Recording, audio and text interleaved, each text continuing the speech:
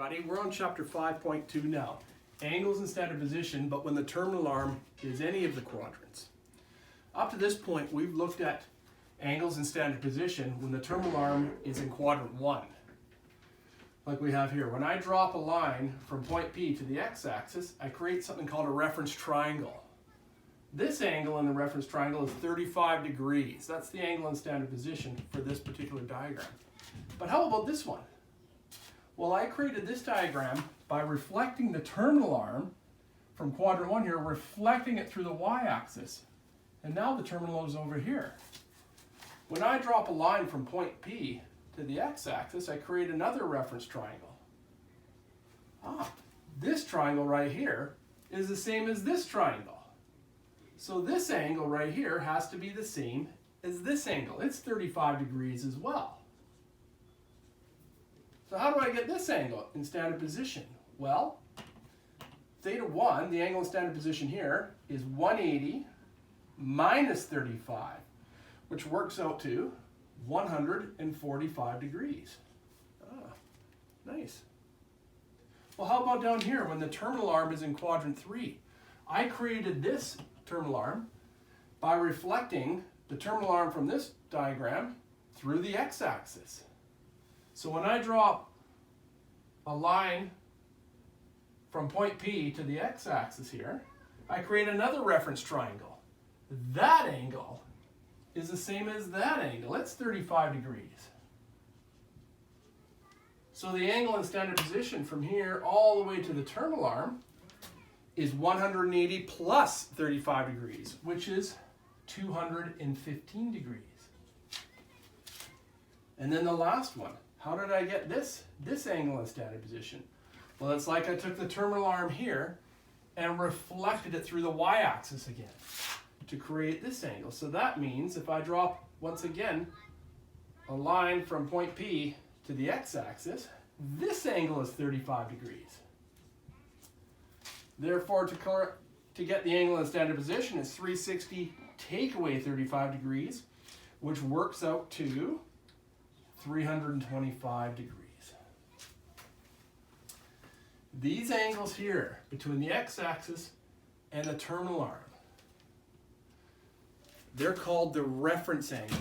The reference angle is the acute angle, the angle that's less than 90 degrees between the x-axis and the terminal arm. The reference angle for each one of these angles in standard position, 35 degrees, 145 degrees, 215 degrees, and 325 degrees. Their reference angles are all 35 degrees. Okay, let's do an example here. I've set up some diagrams. You can do it yourself. I want you to diagram, put the terminal arm in the correct quadrant for each of these angles. This angle is 80 degrees, this angle for 221 degrees, this angle for 150 degrees, and this one for 315 degrees. You can hit pause and do that. Oh, you can also give me the reference angle for each of them as well. Hit pause. Okay, 80 degrees. We know that for that angle in standard position, the terminal arm is in quadrant 1. Closer to 90 degrees. So we got our angle in standard position, theta. The reference angle is the acute angle between the x-axis and terminal arm. It just happens to be the same as the angle in standard position. When the terminal arm is in quadrant 1, theta and the reference angle, they're exactly the same. Now how about this one, 221 degrees? If I started here, rotate counterclockwise, 90 degrees, 180, 270, that's too far. 221 degrees, the terminal arm is in quadrant 3. Don't forget the curved arrow. That's our angle in standard position, theta. The reference angle is, once again, this angle right here. Well, I can get that by going 221.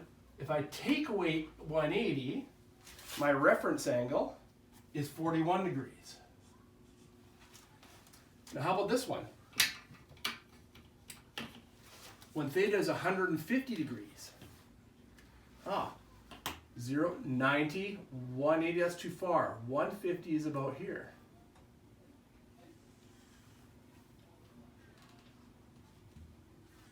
That's 150 degrees. The reference angle would be 180, take away 150, which is 30 degrees. 30 degrees. Wait a second, that's a special angle. If I drop a line from point P to here, to the x-axis, if I know that's 30 degrees, if I go to my special angles chart, or triangles, I know that this side length in total would be √3, this side length would be 1, and the terminal arm by Pythagoras would be 2. Now, my point P here would be, because I went to the left, negative √3 and up 1, negative √3 and 1. And my measure for R, which is always a positive value, is 2.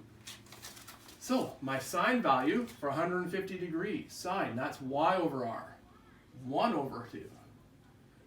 Cosine, that's the x coordinate of point P over r, that's negative √3 over 2. And the tangent, that's y over x.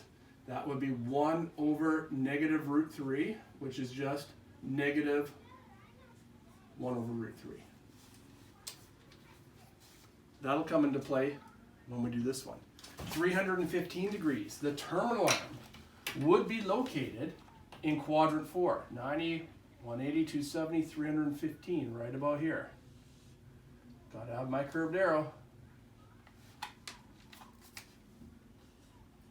That's 315 degrees.